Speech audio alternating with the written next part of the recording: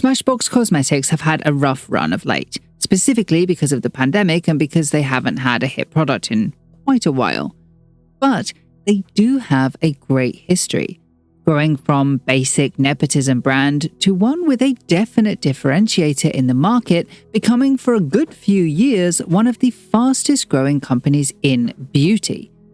So how did that happen, and why is it struggling so hard to make a comeback now?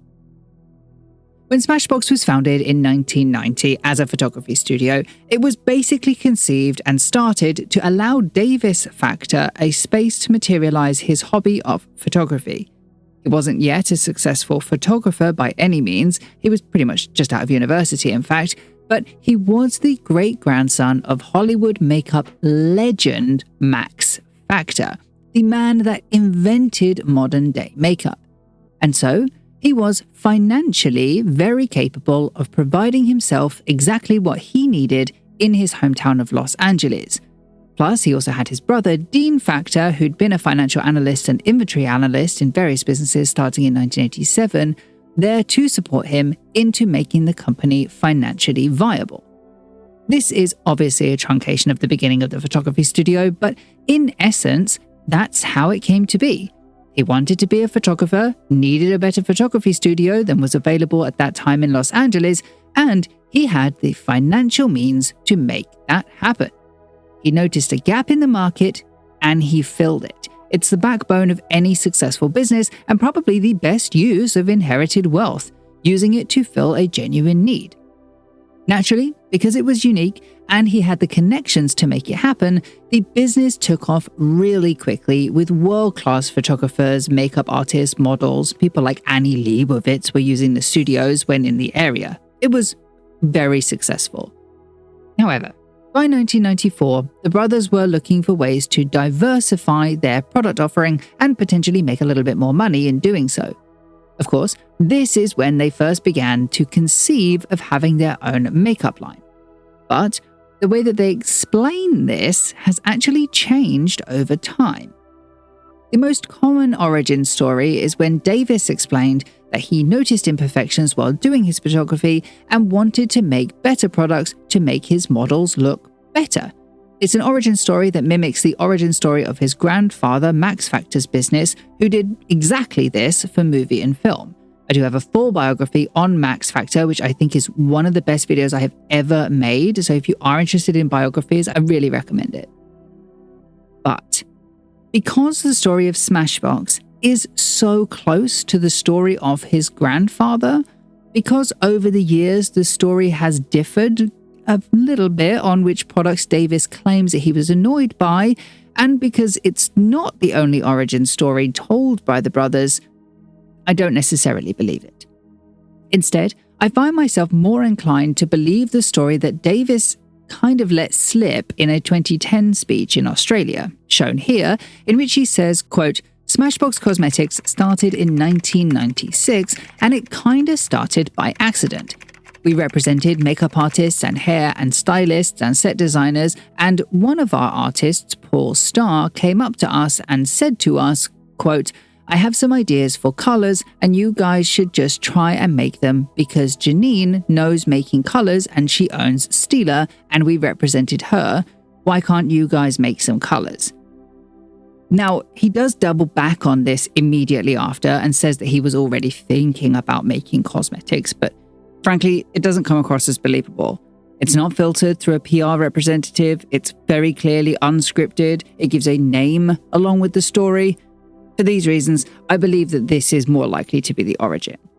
Unfortunately, though, Paul Starr did pass away in 2008, so I couldn't contact him for confirmation, so just take that with a grain of salt and know that there's maybe more than one story about the origin.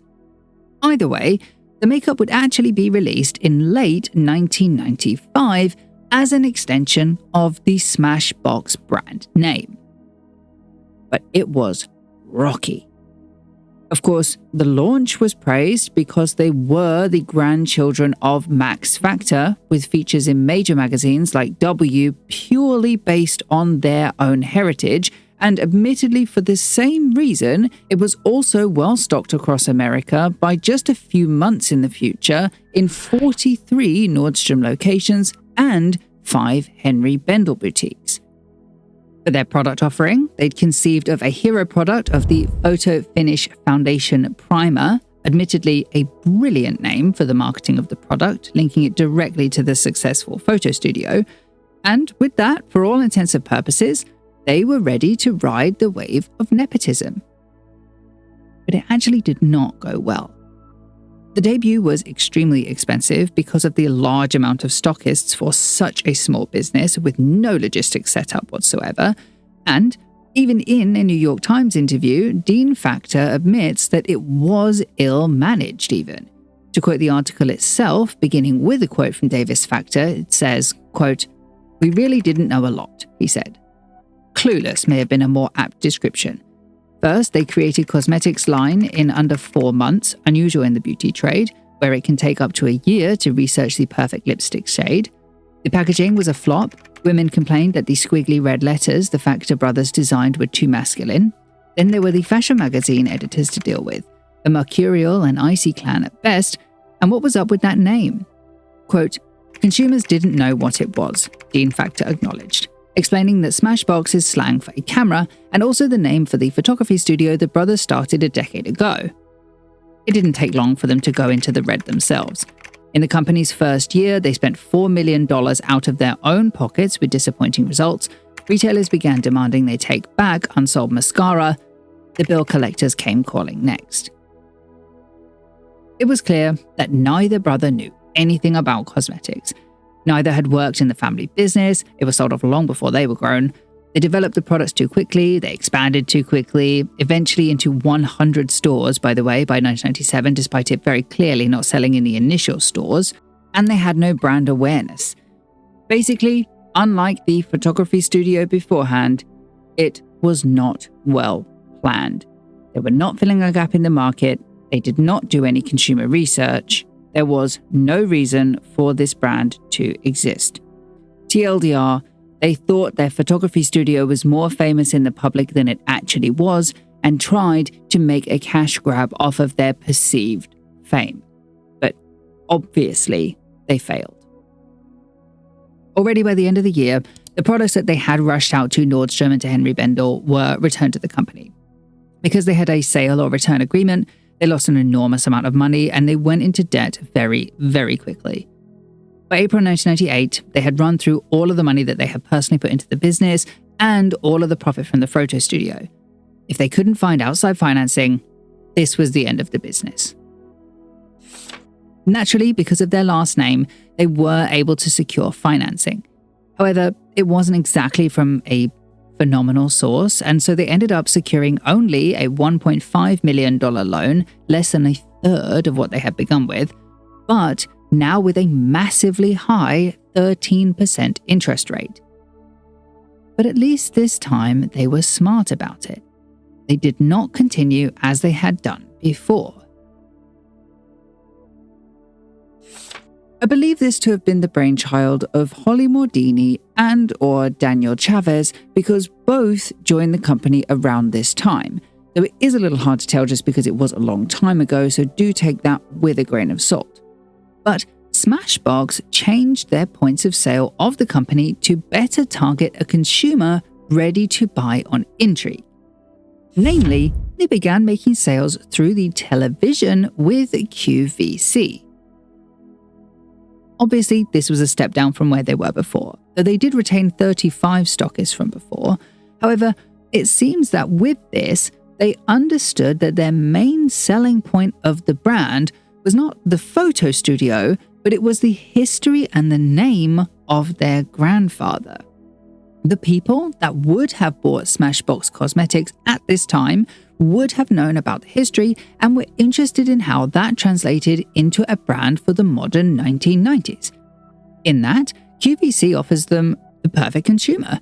They're already able to discuss the heritage of the brand on live television, giving the consumer that kind of added value, and they were able to reach people who were naturally curious to try something novel.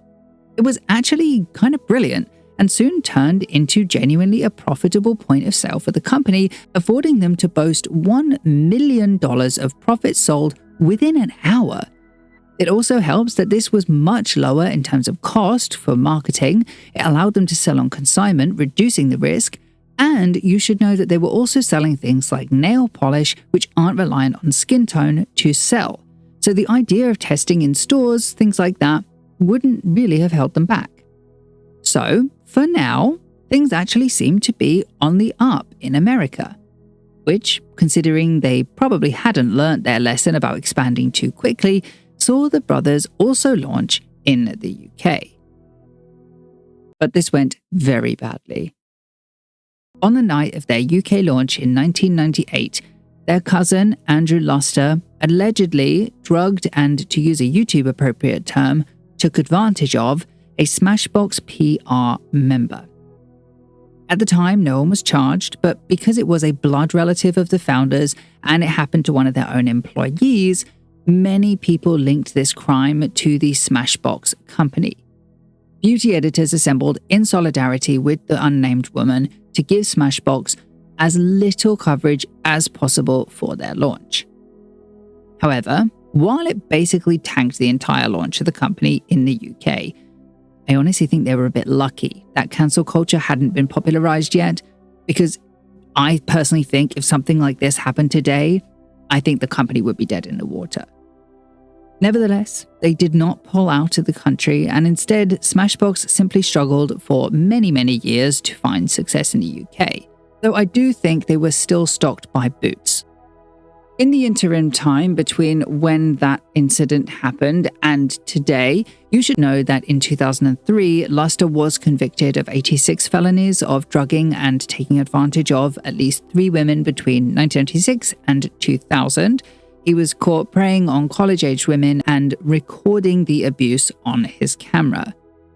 He then tried to flee the country. He successfully fled the country, but was caught in Mexico by Dwayne Chapman, also known as the Dog Bounty Hunter, or Dog the Bounty Hunter, and he was eventually sentenced to 124 years in prison, which recently in October he had his early release date denied, meaning that he's scheduled to complete his sentence on the 31st of October 2026, so only next year, with the Senior Deputy District Attorney Tony Wald saying on the matter, quote, "In my 27 years as a prosecutor, Luster remains one of the most dangerous I have ever prosecuted."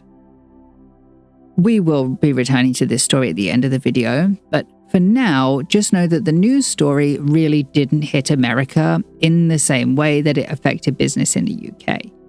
He wasn't known for his actions yet. That wouldn't happen until 2003 when news stories picked it up and this documentary came out. And even then, it wasn't really linked to Smashbox so much as Max Factor. So instead of this really affecting the business, it didn't at all, and they continued to grow. So much so that by the year 2000, they, for the first time, made a profit. A small profit, but a profit nonetheless. Customer reviews had dramatically improved thanks to improved formulas. QVC was still going strong both in the UK and the US, making $10.5 million in sales that year, up from $8 million in 1999.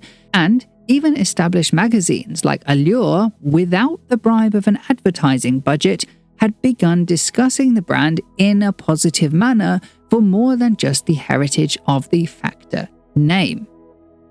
Eventually, this would lead them into the next era of the brand, in which they were trying to link the company directly to the world of fashion.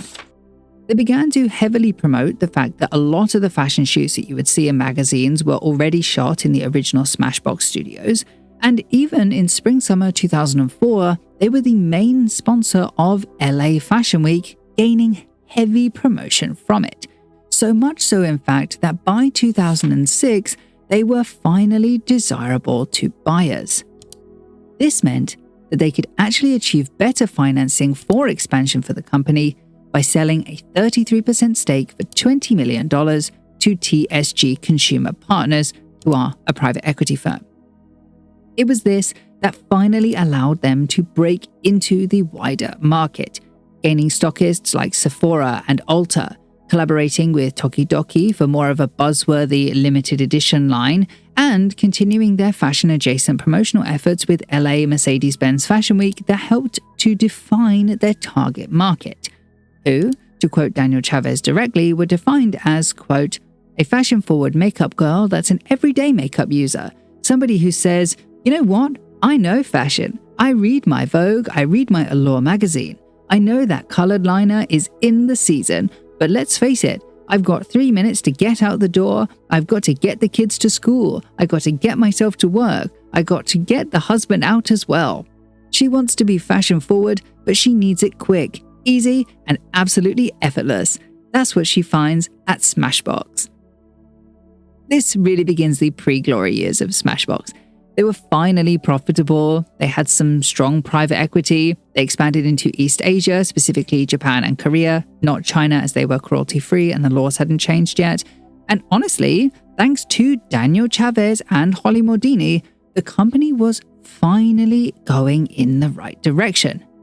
Actually, to quote Daniel directly, he said, quote, Dean Factor said that I was more passionate about the brand than Dean and Davis are.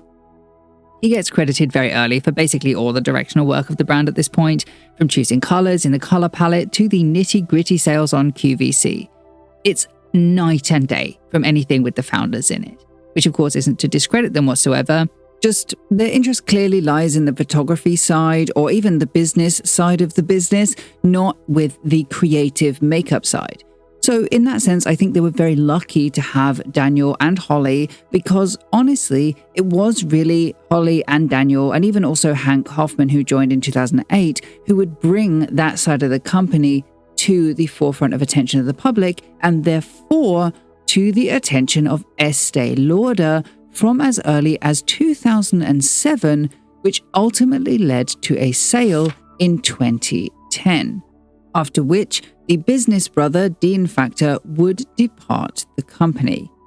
But not before he said, quote, we expect to benefit greatly from the Estee Lauder company's extensive knowledge in product development, operational execution, and international marketing and distribution. We look forward to the next great period of growth for the brand, said Dean Factor, co-founder and chief executive of Smashbox. No price was given for the sale, but experts estimated somewhere around a $200 to $300 million price tag for the company. A fair amount considering their $80 to $140 million in retail sales that were boasted. Though in the sale, that's not what's most interesting to me. Instead, I find it very interesting that they often mention its, quote, photo studio inspired Hollywood positioning. Now, I honestly don't remember Smashbox from my youth in England in 2010, if I'm totally honest, just to know how distinct this branding was at that time. But in these two clips, one from QVC, one from TLC, it's very clear that they aren't using the photo studio in their marketing moves yet, or at least not in all of their marketing moves just yet. It's in the product names, so it's there, but it isn't in these video world-building films. Actually, I don't really like these videos, specifically the TLC one. If you want to be extremely annoyed by being mansplained what makeup is, you should watch it. It's very annoying and would have put me off buying anything from the brand, if I'm being honest. That's all to say, I believe that it was only under Estee Lauder, or more specifically under Beth DiNardo, who became the global general manager working closely with Bud Taylor, who was then the president of Smashbox, when they took that Hollywood aspect and tried to run with it, going off of this from 2011, as well as their sponsoring of the 2011 Hollywood Style Awards. Around the next year, they continued to champion this idea that they were a Hollywood photography studio, with the naming of their products after Hollywood and photography terms, such as the Softbox palette. There was the BB cream launched to get in on that trend that was named the Smashbox Camera Ready BB cream. Obviously their Photo Finish primer, which was still a successful hero product. Photo Op eyeshadow trio launched in 2012. Then the Be Discovered cream blush and the Photo Finish hydrating foundation primer. However, By this point in 2012, the marketing was about to be just slightly tweaked again to move away from the Hollywood aspect of it and more into the fashion photography point of view after they launched this new store design to tie the brand even closer to its photography roots in a way that brings a slightly tweaked but very distinct world-building point of view for the brand. Now this, I think, is genius. This is phenomenal world building for an in-store display, very unique against their biggest competitor, who was MAC Cosmetics, who I do have a video on if you're interested, and it gives the customer something to perceive value in, something no other brand can give to the consumer. By the end of the year, they were the 10th largest cosmetics company in America. Or so they say. Did they invent new products? No, not particularly, though they do claim that they did, but instead, they just had a phenomenally well-branded company. I would even go as far as to argue that the branding that they were using back in 2012 would fit current-day Max Factor better than the marketing that they're doing. But while Smashbox has moved on from it now, at the time, it actually didn't translate well into every arm of the business. Specifically, with their decision to stop print advertising, something that would have linked very well into the history of the company, and instead invest directly and solely in digital promotion, namely on YouTube. They weren't sponsoring YouTubers just yet, but they did begin their own YouTube channel. Not that it went well, with the only two comments being, quote, "This just showed me how to giggle on camera," and, quote, "I watched this video expecting some tips or instructions on the application techniques of primers, not a commercial. You should change the title of the video to reflect what it actually is." Honestly, I would usually skip something like this if it wasn't overly relevant to the history of the brand, but they had doubled down on this being their sole marketing route, and they weren't going to give it up. This was the era of the YouTube tutorial, and they wanted a slice of the pie. Plus, with their very full coverage products, they had tailor-made items meant to be shown on camera. Effectively, they were uniquely poised to be perfect for this generation. And they tried a bunch of things to get in on it. They had their own YouTube channel, they did a giveaway with Glamour, they did digital campaigns for products like Love Me in 2013 and Double Exposure in 2014, both of which won Clio Awards. But it was actually the end of 2014, beginning of 2015, that saw their biggest upturn in their digital presence thus far, when they did just what all the other beauty brands were doing at the time and simply sponsoring popular YouTubers.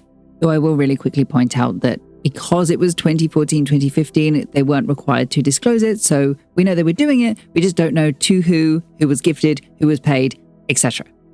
But it hit hard and it hit fast. It's really this that would get them out of the UK rut made by their cousin, growing extremely fast as a desirable American brand thanks to the heavy focus on UK influencers. Then, by 2016, they had a collab lipstick with Lily Singh for $24, and by the end of 2016, they invited a whole group of YouTubers to make their own lipsticks to give away for free in an event that honestly I think was a brilliant piece of marketing.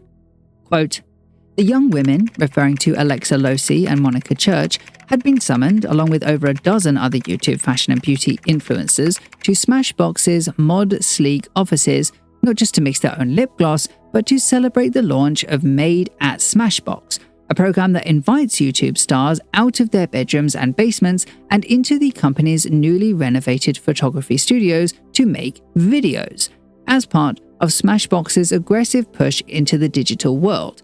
The company is reaching out to vloggers like Losey and Church to help it connect with its target demo of digital native makeup mavens, as Smashbox Global General Manager Beth DiNardo puts it. As part of the evening's festivities, the YouTubers were poured colourful cocktails by mixologists in white lab coats and asked to mix their own lip gloss. Smashbox said it would produce 100 samples of each colour that the YouTubers could give out to friends and fans. Smashbox had hit it out of the park. and now had become the second fastest growing brand under the Estee Lauder conglomerate, all credited to Donardo. And quickly they had grown into standalone stores like this one in Kent in England, which opened in 2017, and into the Indian market thanks to Nykaa.com. Then they started selling miniatures to follow that trend. They got a new CEO in Nelly De, a new senior vice president in Sejal Shah Miller, who was meant to help them expand their presence in India, where they had seen much success. And then COVID hit, and the world ground to a halt. Quote, "The pandemic just slammed us, literally obliterated us. We're still lucky to be in business because of that." Smashbox halted pretty much everything. Sales ran to a halt. Their branding seemed a little off kilter, and as everyone tightened their purse strings, Smashbox just didn't make the cut. They didn't have an indispensable product. They don't have something that you can't get elsewhere or that they do the best. They're extremely well branded, but how much does that help without a product to back it up? Soon, Becca Cosmetics fell. Smashbox adopted two of their previous cash cows in the hopes of helping the bottom line, but it didn't help. No one bought them, and by 2022, Estee Lauder announced that they were making a loss for the first time. And they announced it again in 2023, and then again in 2024. Currently, Smashbox is not profitable, but they aren't going down without a fight. Having for the last 3 years said that Smashbox needed a repositioning, and trying to do that with empty pandering to the LGBTQ community, which kind of flopped, they finally put together a campaign that got people talking in the 2024 Pamela Anderson campaign. But it's so stupid. And sorry to be so bold, but who on earth thought of this campaign? Just to break this down, this is Pamela Anderson. She was a sex symbol from the 90s thanks to her role in lifeguard TV show Baywatch. At the time, she was overly and unfairly sexualized and belittled by the media at large, and eventually it led to her retreating from the public light following non-consensual releasing of her private love-making tapes from her honeymoon. Recently, she's come back into the public light thanks to a 2022 Hulu show recounting the leaking of her tape with Tommy Lee, and a 2023 Netflix documentary, Pamela: A Love Story. Both of these pieces of media reintroduced Anderson in a newly humanized way that she personally is now using to push herself back into the public consciousness, with personal appearances famously going no makeup to show that humanized side of her. It's an incredible PR campaign of late, brilliant work for whoever thought of it.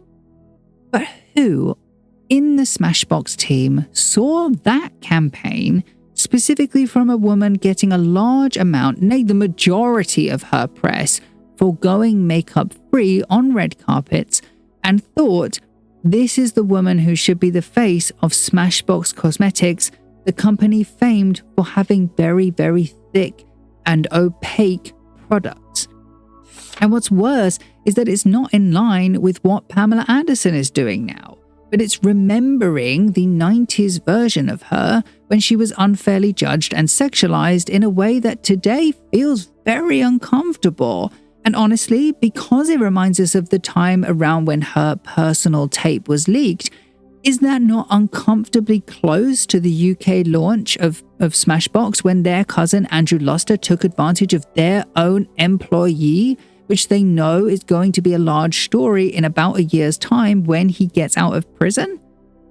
Just to reiterate, not only is this not in line with the makeup-free celebrity persona of Pam Anderson now, it's not in line with the current views on feminism, it makes the Smashbox products and branding seem dated, and it links the idea of non-consensual sexual acts back to the Smashbox brand. Who thought this was a good idea? Even at the time, most media around this point out that it's strange, citing Pam Anderson's makeup-free visage as collateral, and even Anderson herself says it, quote, "Though it's not my aesthetic now, it was very flashback then." Honestly, and not to be hyperbolic, but this is on my list for one of the worst conceived promotional plans of the whole year, probably in Smashbox history ever, because it's just so stupid. And I'm a very big fan of Pamela Anderson. This has nothing to do with her. It's the Smashbox team that is accountable for this. This is not a good campaign.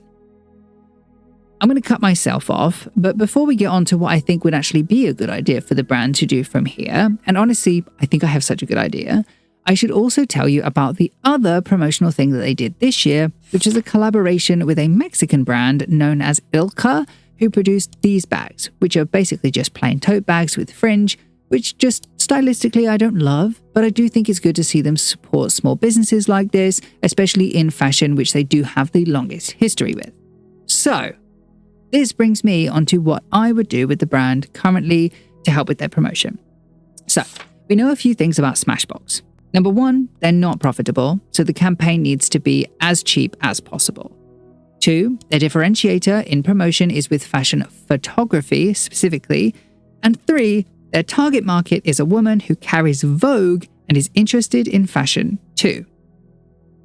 Now, there's competition with Pat McGrath and with Isamaya French, as well as a few other brands at the high end on the fashion level. So I wouldn't even bother trying to compete there, as their products are higher quality, higher priced, and for a different consumer. Pat McGrath's customer picks up ID or Dazed magazine, while Smashbox's picks up Vogue. So what they want to do is fashion, but accessible fashion. And you know what's really missing in fashion these days? Anything that's not shot on a white background. I don't know how much you follow fashion, dear viewer, but for a long time there has been a bit of an annoyance in fashion circles that nothing is shot on location, or frankly, nothing is particularly interesting in terms of fashion photography in magazines anymore. So there actually is a gap in the market to deliver exactly that.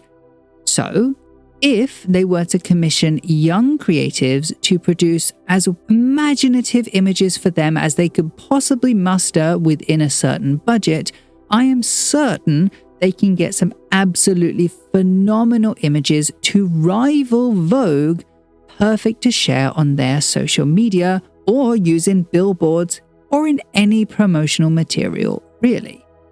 They obviously could work with someone like Show Studio if they wanted a big fashion name that is still creative. Maybe they even create a fashion film with them.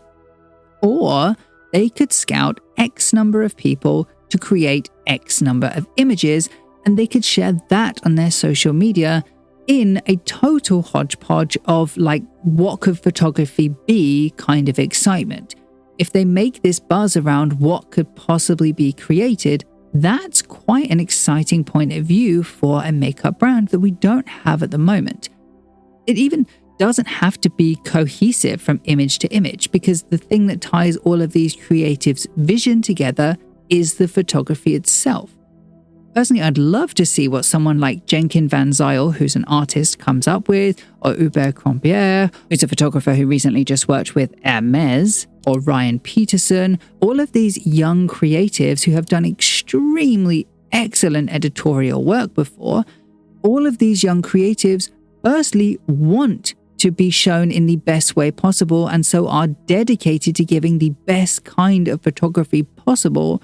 And secondly, I'm sure if you gave them a budget far smaller than it costs to get Pamela Anderson, they would come up with something so mind-blowing each time that customers would want to continually return to your social media, to your website, in order to see what's new from Smashbox Cosmetics.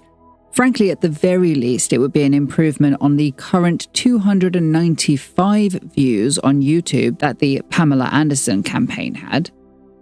Truly, I do want to see them do well. They just need to build that world around yourself and make it special again. The fashion world is desperately hungry for a new David LaChapelle. And wouldn't it be incredible if the one cosmetics company that is tailor-made for fashion photographic talent discovered that person? Thank you so much for watching this video. please do like and subscribe for more videos just like this one. For videos like this, but about fashion brands, do check out my fashion channel here. And a very, very special thank you to my patrons over on Patreon, some of whose names are on the screen now. All content used in this video is done so in accordance with the principles of fair use. However, if you have any concerns, please contact me directly at contact@understitch.co.uk.